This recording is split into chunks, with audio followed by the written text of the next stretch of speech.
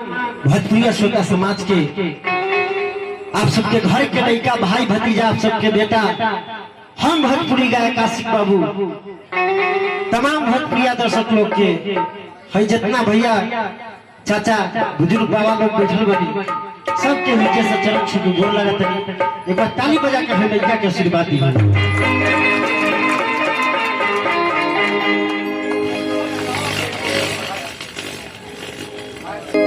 सावरिया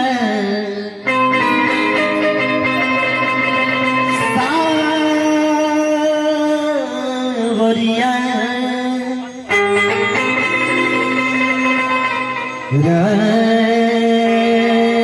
मोहे सावरिया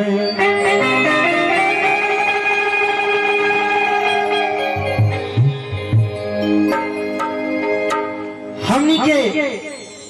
सनातन धर्म यानी कि हिंदू धर्म के अनुसार सबसे पहले गौरी पुत्र गणेश जी के वंदना होखेला, सुमिरन होखेला, पूजा पाठ होखेला। लेकिन भैया हमनी के हिंदू समाज में हमनी के हिंदू ग्रंथ के सबसे महान ग्रंथ रामचरितमानस के जब रचना गोस्वामी तुलसी बाबा कहनी तो सबसे पहले का लिखा कि वरनाम अर्थ संधाना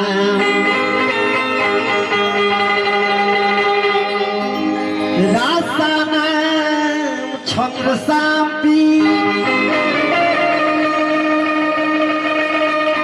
मंगल नाम चक्रता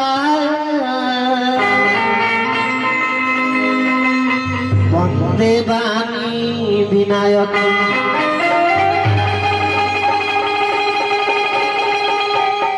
गोस्वामी तुलसी बाबा लिखनी रामचरितमानस की रचना करे से पहले सरस्वती मैया के सुमरन करनी, उसके बाद गौरी पुत्र गणेश जी के सुमरन करनी।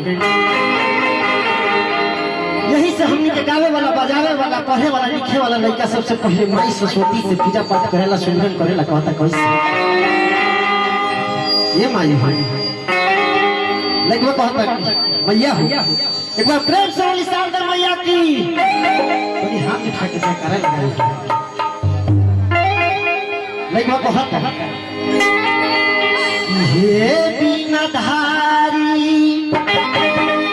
हंस के सवार